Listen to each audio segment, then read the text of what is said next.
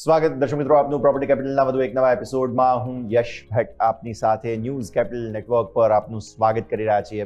દર્શક મિત્રો, આપણે પ્રોપર્ટી કેપિટલમાં પાછલા એપિસોડમાં પણ ચર્ચા કરી હતી કે આ વિલ શું હોય છે, કઈ રીતે તે આપને લાભ કરી શકે છે, તેના મુદ્દા કયા કયા ધ્યાન પર રાખવા, કઈ રીતે વિલ બનાવવું, વિલના પ્રકાર એટલે કે વિલમાં શું એવી વસ્તુ છે કે જે ફરજિયાત હોવી જોઈએ, ના હોવી જોઈએ, બધા અલગ અલગ મુદ્દાઓ આપણે સમજીએ. ફરી એકવાર આપણા સાથે આ એપિસોડમાં વિલને સરળ ભાષામાં સમજાવવા માટે જોડાઈ રહ્યા છે એડવોકેટ મૌલિક ભટ્ટ, જેઓ 30 વર્ષથી પણ વધુ વર્ષનો અનુભવ ધરાવે છે અને ખાસ રિયલ એસ્ટેટ સાથે જોડાયેલા ટેકનિકલ પાસાઓ, કાયદાકીય પાસાઓનું ખાસ એક્સપર્ટીઝ ધરાવે છે. વન્સ અગેન સર, ખૂબ ખૂબ સ્વાગત. આપને જણાવીએ દર્શક મિત્રો કે 25થી વધુ નાણાકીય સંસ્થાઓ એટલે કે ફિનાન્શિયલ ઇન્સ્ટિટ્યુશન્સ જે છે તે રિયલ એસ્ટેટને મુદ્દે સર પાસેથી ગાઈડન્સ લે છે, કન્સલ્ટેશન લે છે. વન્સ અગેન ખૂબ ખૂબ આભાર સર જોડાવા માટે. પાછલા એપિસોડમાં આપણે વિલને બહુ સરળ ભાષામાં સમજાવ્યું. ફરી એકવાર થોડું રિવાઇઝ કરીએ, કોઈ એક એક્ઝામ્પલ હોય તો તેના સાથે કે જેથી લોકો સરળ રીતે સમજી શકે ને. જી, આપણે જે વાત કરી કે વિલના ઇમ્પોર્ટન્સ સાથેની, જેમાં એક જુદા ટ્વિસ્ટ સાથે વાત કરું કે વિલનું ઇમ્પોર્ટન્સ ક્યારે ખ્યાલ આવે કે એક આપણે હ્યુમર સાથે સ્ટાર્ટ કરીએ. એક ભાઈ હતું કે જેમને કાનમાં ઘણા વખતથી સંભળાતું નહોતું, એમને ઓપરેટ કરાવ્યા પછી એમના એક ખાસ અંગત મિત્રએ પૂછ્યું કે કાને બધું બરાબર છે, કેવું રહ્યું ઓપરેશન, સક્સેસફુલ રહ્યું? કે ઓપરેશન તો સક્સેસફુલ રહ્યું, પણ મેં અત્યાર સુધીમાં 4 થી 5 વખત મારા વિલ મારે ચેન્જ કરવા પડ્યા છે. એટલે જે આપણે જે વાત કરેલી કે વિલના સ્પેસિફિકેશન્સમાં કે કોને મારે શું આપવું છે, એ તમારી ઈચ્છા તમે દર્શાવી રહ્યા છો. એ ઈચ્છા દર્શાવવા માટેનું તમારા ક્લેરિટી વિલમાં તમે લખી રહ્યા છો. રાઈટ. તો હવે તમે પાછલા એપિસોડમાં જેમ સમજાવ્યું હતું એમ આ એપિસોડમાં સર થોડું આગળ જઈએ. વિલમાં અલગ અલગ બે એક પ્રોવિઝન્સ ખાસ જોવાના રહે કે ધારો કે બધા જ પ્રોપર્ટીઝ આપણે મેન્શન કરી દીધા, પણ કદાચ કોઈ જગ્યાએ કોઈ પ્રોપર્ટી રહી જાય છે, જેને એક રીતે કહીએ કે બાકી રહી જાય છે, તો આવા પ્રકારની પ્રોપર્ટીઝ માટે શું કોઈ વિલમાં પ્રોવિઝન આપણે કરી શકીએ, પ્રાવધાન કરી શકીએ? જી, આના માટે આપણે જ્યારે વાત થયેલી કે આ વકીલના એક દાયરામાં આવે છે, એની એક રિસ્પોન્સિબિલિટીમાં આવે છે. આજે લિમિટેડ નોલેજ સાથે આપણે જેટલું પણ હતું એ બધું જ આપણે એનો ઉલ્લેખ કરી કાઢ્યો છે.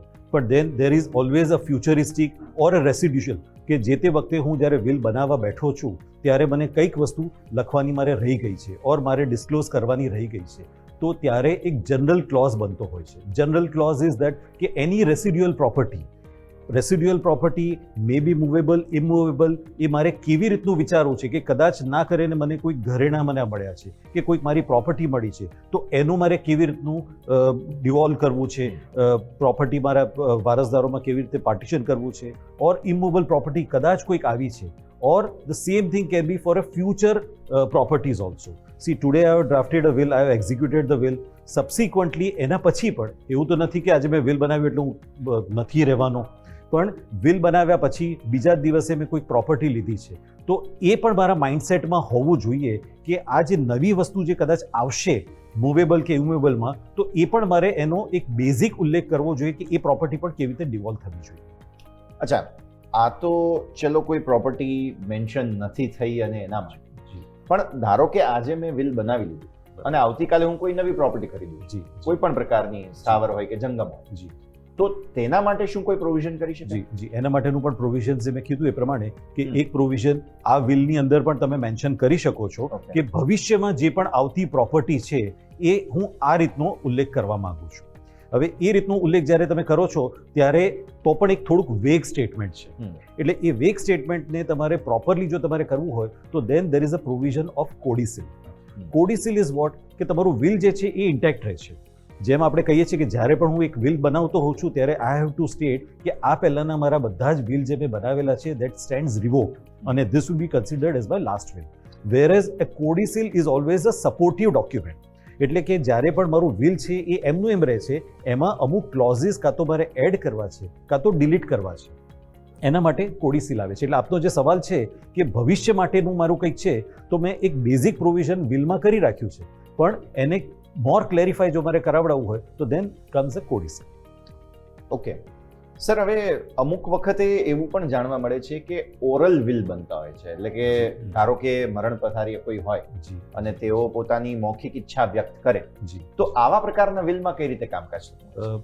બેઝિકલી એવું છે કે oral will as per the Indian succession act અને Hindu succession act is not a valid will. That is always a challengeable will, કારણ કે oral is not considered. Oral wills normally are given or valid for a privilege person, જેમ કે આર્મીમાં હોઈ શકે છે, આપણા પેરામિલિટરીઝના જે છે એ કારણ કે જંગ ઉપર ગયા છે અને ત્યારે એમને ના કરીને કંઈક જો થાય છે ત્યારે એમનું જે ઓરલ ડેક્લેરેશન છે that can be converted into a will. Muslim કોમ્યુનિટીમાં આનું એક પ્રોવિઝન આપ્યું છે કે oral will also up to certain extent is a valid document. Only thing is that it is more challengeable. જ્યારે પણ ઓરલ વિલ છે ત્યારે એની ઓથેન્ટિસિટી જે છે એ ઓછી થઈ જતી હોય છે. ઓકે, હવે સર આપણે ઘણી વખત આપણે ત્યાં સિસ્ટમ પણ છે કે HUF એક ફોર્મ કરવામાં આવતા હોય છે. જી હવે આ HUF હોય, શું તેમાં પણ નોર્મલ વિલમાં એની મિલકતોને કવર કરી શકાય કે તેના માટે કોઈ અલગ પ્રોસેસ? ના, એના માટે અલગ પ્રોસેસ હોય છે. હમ. બેઝિકલી HUF ઇઝ એક માળખું છે. ઓકે, માળખાની અંદર એવું છે કે આઈ મે બી ધ કર્તા of HUF. That means I am the administrator, but then I am not the individual owner of that property. જ્યારે પણ HUF હોય છે ત્યારે એનો કર્તા ઇન્ડિવિજ્યુઅલ કેપેસિટીમાં એનું વિલ ના કરી શકે. He can execute the will only to his extent, not for the co-partners. આજે HUF આવે છે ત્યારે co-partners આવે છે. મારા બ્રધર હોઈ શકે છે, મારા છોકરાઓ હોઈ શકે છે, તો એના બિહાફનું વિલ હું ના બનાવી શકું. હું મારા શેર પૂરતાનું જ ખાલી વિલ બનાવી શકું છું. જે આપણે લાસ્ટ ટાઈમ આપણે વાત થયેલી કે I can make a will of self acquired property or only the portion which comes to me. હવે અમુક મિલકતોમાં આપણે જોઈએ છીએ, બેંક અકાઉન્ટમાં જોઈએ છીએ કે જોઈન્ટ માલિકી હોય છે, મતલબ બે વ્યક્તિઓ વચ્ચે, ધારો કે પતિ પત્ની હોય કે વોટેવર. આવા કિસ્સામાં શું જોઈન્ટ વિલ પણ બનતા હોય છે સર? જી, normally we promote joint will. જેમ આપણે Okay. જે કીધું કે એકાઉન્ટ્સ જ્યારે જોઈન્ટ હોય છે ત્યારે વી પ્રમોટ કે હસબન્ડ વાઈફે નોર્મલી જોઈન્ટ વિલ બનાવવું જોઈએ. જોઈન્ટ વિલ બનાવવામાં એના એડવાન્ટેજીસ આર વોટ કે એક ક્લેરિટી સાથે બંને જણા કહી રહ્યા છે. આજે જ્યારે ક્લેરિટી ના હોય ત્યારે જ લિટિગેશન્સ છે કે ડિસ્પ્યુટ ઊભા થવાના ચાન્સીસ થઈ શકે છે.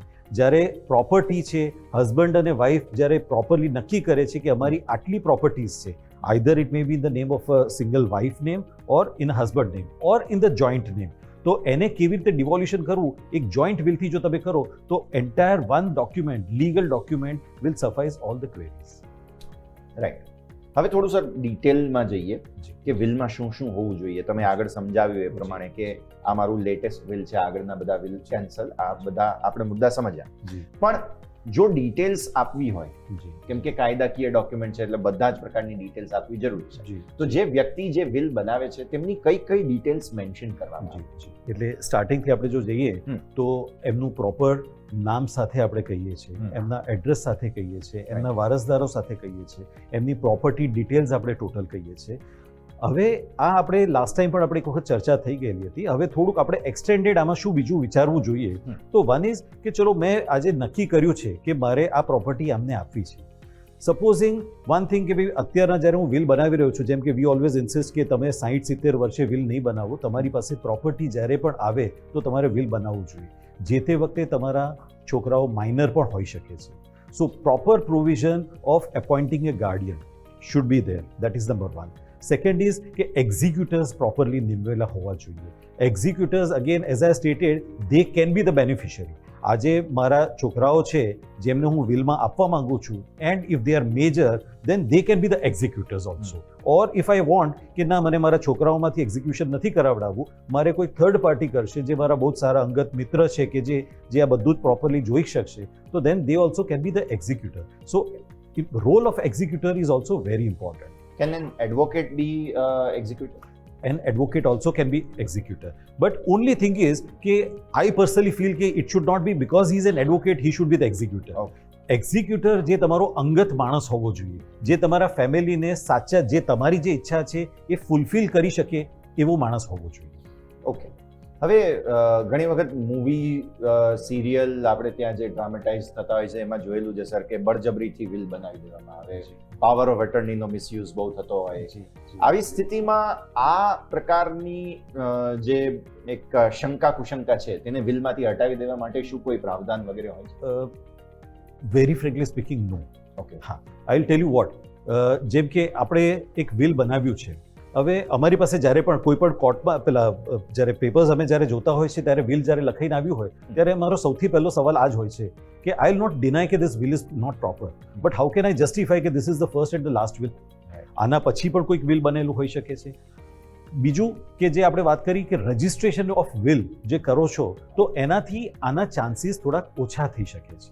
બાકી કોઈને પણ જો ચેલેન્જ કરવું હોય તો even registered will also are been challenge.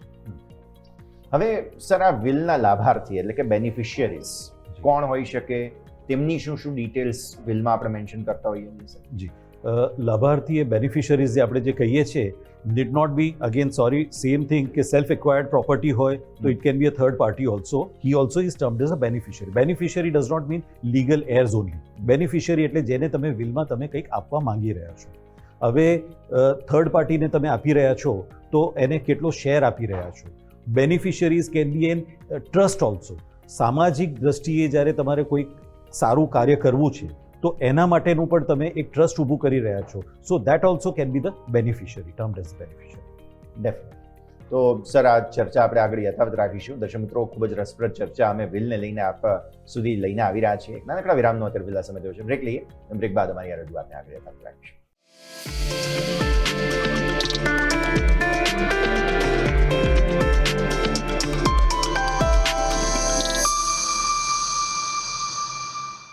Break બાદ દર્શક મિત્રો આપનું સ્વાગત છે. આપણે સમજી રહ્યા છીએ વિલ ખૂબ જ સરળ ભાષામાં આપણને સમજાવી રહ્યા છે એડવોકેટ મૌલિક ભટ્ટ. મૌલિક સર, બ્રેક બાદ આપનું સ્વાગત.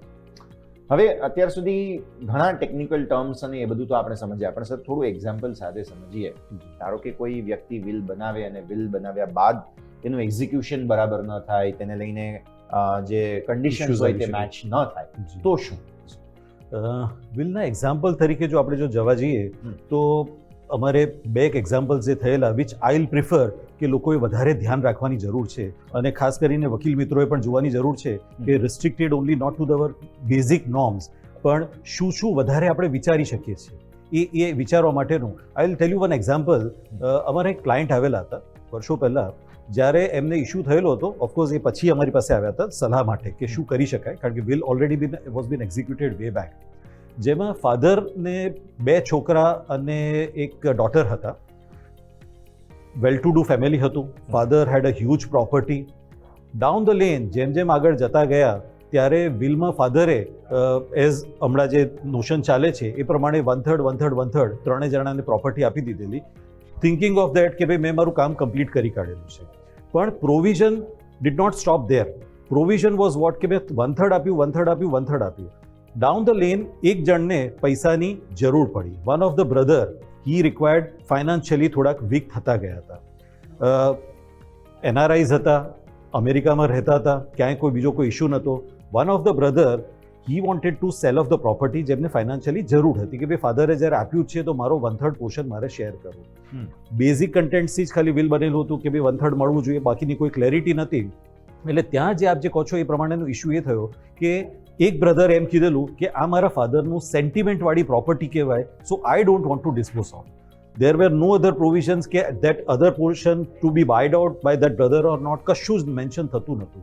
એટલે એ એક લિટિગેશનમાં આગળ ફેરવાયેલું હતું. એટલે જ્યારે પણ આપણે જ્યારે બનાવતા હોઈએ છીએ વિલ, ત્યારે સિમ્પલી ઘણી વખતે શું હોય છે કે બધાને કે ભાઈ મારે તો 2 છોકરાઓ છે, મેં 1/3 1/2 એમને આપી દીધું છે એટલે ભવિષ્યમાં મારે કશું કંઈ જોવાની જરૂર નથી. ના, ત્યાં આપણો સ્ટોપ નથી થતું. ફરીથી એમાં હજુ આગળ આપણે વિચારવાની જરૂર છે કે કોઈને જરૂર અત્યારના પડી છે કે કોઈને જરૂર પછી પડી છે, તો એક પ્રોવિઝન એ હોવું જોઈએ છે કે જ્યારે જરૂર પડી છે તો એની પાસે એ પ્રોપર્ટી આવી જોઈએ. અધરવાઇઝ એ વિલનો પર્પઝ આખો ફ્રસ્ટ્રેટ થઈ જાય છે. તમે એક્ઝિક્યુટર્સ જો નિમો છો તો એક્ઝિક્યુટર્સની સત્તા આપો છો કે તમારે આટલા વખતની અંદર આ વિલનું ટોટલ એક્ઝિક્યુશન થયેલું હોવું જોઈએ. ઓકે, આ સરસ તમે સમજાવ્યું એક્ઝામ્પલ સાથે. સર, તમે પાછલા એપિસોડમાં સમજાવ્યું હતું કે 2 વિટનેસીસ જોઈએ, એમના હસ્તાક્ષર જોઈએ, એવું શા માટે? હવે વિલનું બેઝિક ક્રાઇટેરિયા જે આપણે જે કહીએ છીએ કે તમારે રજિસ્ટર્ડ કરવાનું કે નોટરાઇઝ કરવાની જરૂર નથી, પણ એના જે અમુક જે ક્રાઇટેરિયા છે એમાં the foremost criteria is 2 things. One is what કે it has to be properly been signed by 2 witnesses, કે તમે જે વિલ બનાવેલું છે એ સાચું છે. અચ્છા, વિટનેસે એ જાણવાની જરૂર નથી કે વિલના કન્ટેન્ટ શું છે. ઇટ શુડ બી કે ભાઈ જ્યારે વિલ બનેલું છે તો મારી સામે એમને આ સાઇન કરેલું છે, વિટનેસની સામે આ વસ્તુ સાઇન કરેલી છે. એટલે જ્યારે આપણે 2 વિટનેસની આપણે વાત કરતા હોય છે ત્યારે એમના પ્રોપર ડિટેલ્સ પણ અંદર મેન્શન કરવા જોઈએ છે. અમે સલાહ આપતા હોઈએ છીએ કે બને ત્યાં સુધી વિટનેસની એજ, કારણ કે કાલે ઉઠીને જુબાનીનો સ્ટેજ પણ આવી શકે છે. જ્યારે પણ વિલ ચેલેન્જ થાય છે ત્યારે જુબાનીનો સ્ટેજ આવે છે, ઓર મ્યુટેશનમાં તમે જાઓ ત્યારે એની એફિડેવિટ કરવાની પણ જરૂર આવે છે. ત્યારે અમે 2 વસ્તુ સજેસ્ટ કરતા હોય છે કે ઇફ પ્રોપર તો એક યંગ ડૉક્ટર કોઈક હોય, ફેમિલી ડૉક્ટર હોય, એની સિગ્નેચર વિટનેસ તરીકે લેવી એ વધારે હિતવાર છે. સેકન્ડ થિંગ ઇઝ કે બેનિફિશરી જે છે he cannot be the witness, or vice versa, કે વિટનેસ જે છે એના નામનું કશું પણ ના હોવું જોઈએ. That is also the second criteria. Okay, એક બહુ ટેકનિકલ શબ્દ છે કોડિસાઇલ્સ. હવે આ કોડિસાઇલ છે શું, તે કઈ રીતે વિલને ઇમ્પેક્ટ કરે છે અને તેમાં શું ધ્યાન રાખવું? જી, કોડિસાઇલ આપણે જે વાત કરી એટલે જેમ એગ્રીમેન્ટ હોય અને એમાં એક સપ્લિમેન્ટરી એગ્રીમેન્ટ છે. સપ્લિમેન્ટરી એગ્રીમેન્ટ ઇઝ વોટ કે ઇટ એનહાન્સીસ ધ પ્રીવિયસ ડોક્યુમેન્ટ. એટલે આગળનો ડોક્યુમેન્ટ એનાથી તમારો કેન્સલ નથી થતો. આગળના ડોક્યુમેન્ટમાં તમને કોઈ પણ કરેક્શન્સ કરવા છે, એડિશન્સ કરવા છે, ઓલ્ટરેશન્સ કરવા છે, તો એના માટે કોડિસિલ આવે છે. એટલે કોડિસિલમાં તમારો ફર્સ્ટ વર્ડ જે આપણે જે વિલમાં લખીએ છીએ કે મારા આગળના વિલ જે બધા રિવોક થયેલા છે એ લખવાની આપણે જરૂર નથી હોતી. એમાં ખાલી મેન્શન કરવાનું હોય છે કે મેં અગાઉ એક વિલ બનાવેલું છે, મારા વિલની અંદર મારી એક પ્રોપર્ટી હતી એ કાં તો મેં વેચી કાઢેલી છે, કાં તો મારી પ્રોપર્ટી એડ થયેલી છે એ હું આમને આપવા માંગુ છું, ઓર મેં આગળ કોઈક એક પ્રોપર્ટી જે મારા એક્સને આપેલી છે એ હવે મારે વાયને આપવી છે. So that is an amendment to the will. That is termed as codicil. અચ્છા સર, હવે તમે સમજાવ્યું એ પ્રમાણે આ જે ખાસ ટેકનિકલ મુદ્દાઓ છે, પણ જ્યારે વારસાઈની વાત આવે, કેમ કે કાયદો છે અહીંયા થોડું ટેકનિકલ રહેવું જરૂરી બને છે, શું અહીંયા કોઈ સબસેક્શન્સ છે, કોઈ પ્રકારો છે સક્સેશન એક્ટના કે જે ધ્યાન પર રાખવા જોઈએ? કોઈ કમ્પેરિઝન કરી શકાય? બેઝિકલી આપણે જે વાત કરીએ છીએ there is Hindu succession act and Indian succession act. Hindu succession એક્ટમાં પ્રાયોરિટીઝ આર બીન ગિવન કે કોને આફ્ટર ડેથ કે without if the will is not been made તો કોને પ્રોપર્ટીઝ આવવી જોઈએ, અને એ થોડુંક ડિફર થાય છે ઇન્ડિયન સક્સેશન એક્ટમાં. હવે જેમ કે આપણે એક એક્ઝામ્પલ લઈએ તો હિન્દુ સક્સેશન એક્ટ પ્રમાણે a widow has also equal rights. એટલે જ્યારે ફાધર એક્સપાયર થઈ ગયા છે ત્યારે એમના છોકરાઓને રાઇટ મળતા હોય છે, સ્પાઉસ અને એમના જ્યારે હિન્દુ સક્સેશન એક્ટમાં મધરને પણ એ રાઇટ મળે છે. જ્યારે ઇન્ડિયન સક્સેશન એક્ટ એક ન્યુક્લિયર ફેમિલી જે આપણે જે કહીએ એ એના માટેનું વધારે છે કે જ્યારે કોઈક એક્સપાયર થાય છે તો એનું ડાયરેક્ટ ડિસેન્ડન્ટ્સ એટલે કે એની વાઇફ છે, એના છોકરાઓ છે, એ લોકોને મળે છે. ફર્સ્ટ હાયરાર્કીમાં મધર છે, પેરેન્ટ્સ છે, એ લોકો નથી આવતા હોતા. That is number 1. Second thing is કે હિન્દુ સક્સેશન એક્ટમાં જે આપણે આગળ એક વખત ડિસ્કસ કરેલું કે prior to 2005 it was what કે મેરિડ ડોટર્સ એ લોકોને રાઇટ્સ નહોતા મળતા, જ્યારે ઇન્ડિયન સક્સેશન એક્ટમાં બંને જણાને ઇક્વલ રાઇટ્સ મળતા હોય છે. હવે સર, ઘણી વખત એવું જોવામાં આવે છે કે વિલ ની અંદર ટ્રસ્ટનો પણ ઉલ્લેખ થતો હોય છે. હવે ધારો કે વિલ જે છે તે ટ્રસ્ટ કોઈ બનાવવામાં આવ્યું હોય વિલની અંડરમાં, તો તેમાં કઈ રીતે એક્ઝિક્યુશન થાય? કેમ કે આ થોડું કોમ્પ્લિકેટેડ છે. કોમ્પ્લિકેટેડ કરતાં અગેન ફરીથી આપણે જે ડિસ્કસ કરીએ છીએ કે will basically is what, will તમારી ઈચ્છા શું છે, તમારા ના હોવા પછીની ઈચ્છા શું છે એ આપણે અંદર લખતા હોઈએ છીએ. એમાં આપણે 2 સ્ટેજીસ આપણે ગણીએ છીએ. 1 સ્ટેજીસ ઇઝ વોટ કે I have got ample of money, but મારી પાસે અત્યારના એ નથી, કારણ કે બધાની સી આપણે એક એવા અનસિક્યોર્ડ જમાનામાં રહીએ છીએ કે આપણને ખબર નથી કે ક્યારે પૈસાની શું જરૂર પડે છે. But then I am that liberated કે ભાઈ મારે મર્યા પછી આઈ વિલ એન્શ્યોર કે મારે સમાજ માટે કંઈક કરવું છે, તો હું એક ટ્રસ્ટ ફોર્મ કરું છું. It can be for the educational purpose or for XYZ purpose માટે છે કે મારે આટલું મારા ના હોવા પછી મારા એક્ઝિક્યુટર્સ એક ટ્રસ્ટ ફોર્મ કરશે જેનાથી સમાજમાં આ બધી સેવાઓ કરી શકે છે. એટલે એક ટ્રસ્ટ ફોર્મેશન પણ that can B made through the will. Again એમાં આપને એક એક્ઝામ્પલ આપું. અમારા એક બરોડાના ક્લાયન્ટ હતા, quite aged, he was around 75-80 અને he was an NRI with a huge amount of properties અને ફાઇનાન્શિયલ બેકગ્રાઉન્ડ એ બધું બહુ જ સારું હતું. તો હી કેમ ટુ મી અને સ્ટેટિંગ કે મારે એક એજ્યુકેશનલ ટ્રસ્ટ ઊભું કરવું છે, મારે મારી હયાતી પછી મારે 10 લાખ રૂપિયા મારે લાઇબ્રેરીને આપવા છે, મારે એક્સ એમાઉન્ટ મારે અહીંયા આપવું છે, એક્સ એમાઉન્ટ અહીંયા આપવું છે. એટલે ઓફકોર્સ ઘણા સિનિયર હતા એટલે હું એમને દાદા કહેતો હતો. મેં કીધું દાદા તમે આ બધી વસ્તુ તમારી હયાતી પછીનું કહો છો, તમારી પાસે તો પણ એમ્પલ પૈસા છે, તો વી હેડ સજેસ્ટેડ મેં કીધું તમારી હયાતીમાં જો તમે આ વસ્તુ કરશો તો તમે લોકોના મોઢા પર એક સ્માઇલ જોઈ શકશો, રાઈટ? એ સ્માઇલ તમને વધારે છે. There is not a wrong to it also કે ટ્રસ્ટ તમે ઊભું કરો છો, પણ એ ટ્રસ્ટમાં એ ટ્રસ્ટીઓ તમારે નીમવા પડે છે. ટ્રસ્ટીઝ દર વખતે સારું હોવું ના હોવું એ જરૂરી નથી. હા, તમારે અત્યારના નથી પ્રોવિઝન કરવું તો દેન this is always a good option. Otherwise જ્યાં પ્રોવિઝન થઈ શકતું હોય તો દેન વી સે કે પછીની એમ્બિગ્યુટી નહીં રાખીને દેર યુ આર સિક્યોર્ડ કે તમે સાચી જગ્યાએ તમે અત્યારના જ પૈસા આપેલા છે. બિલકુલ. એટલે બધી વસ્તુઓ સાવ પાછળ છોડવા કરતા અમુક વસ્તુઓ આપણે ત્યારે પણ કરીએ છીએ. એક સારી વાત છે. તો સર હવે છેલ્લે થોડું સક્સેશન પ્લાનિંગ વિશે થોડું સમજાવો, કારણ કે આ એક બહુ ટીડિયસ ટાસ્ક છે અને આ થવું જરૂરી છે, કમ્પલસરી છે. તો પાછળ લોકો માટે પણ એ સરળ થઈ જાય, તો એ થોડું સમજાવો સર, પ્લાનિંગ કઈ રીતે? આપણે અત્યાર સુધી નોર્મલી તમે જોશો તો word is financial planning only. જ્યાં તમે ઇકોનોમિક સેક્ટર્સમાં જશો ત્યારે ફાઇનાન્શિયલ પ્લાનિંગ્સ તરીકેના number of lectures, number of articles આપને મળશે. પણ સક્સેશન પ્લાનિંગ ઇઝ દેટ કે તમે તમારી હયાતીમાં તમે ડિસાઇડ કરી રહ્યા છો કે મારે આગળ જઈને મારા પછી મારું નામ કેવું રહેવું જોઈએ, મારા જેટલા પણ વારસદારો છે ઓર મારા જેટલા નીડી છે. Not every time we had come across the cases where in the entire property is devolved to the house help also.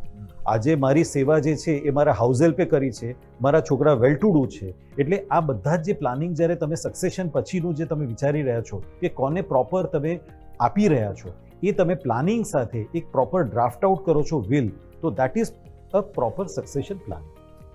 તમે સર છેલ્લે આપણે સમરાઇઝ કરી રહ્યા છીએ, એટલે કેમ કે પાછલા એપિસોડમાં તમે એક કેસ મેન્શન કર્યો હતો, જજમેન્ટ મેન્શન કર્યું હતું સુપ્રીમ કોર્ટનું, જેમાં મે 2026નું જ રિસેન્ટ બહુ આ જજમેન્ટ હતું, જેમાં બહુ મહત્વપૂર્ણ રિમાર્કેબલ જે છે તે ખાસ મુદ્દાઓ સામે આવ્યા છે. એ ફરી એકવાર છેલ્લે આપણે એમાં આપણે જે વાત થઈ એ પ્રમાણે કે આજે ઘણી વખતે વારસાઈમાં ઓર વિલમાં વારસદારનો ઉલ્લેખ નથી કર્યો તો ઘણાને ખરાબ લાગી જાય છે. That matter had been challenge stating the validity of the will, કે validity of the will was challenge on the grounds કે the names of the successors were not been stated.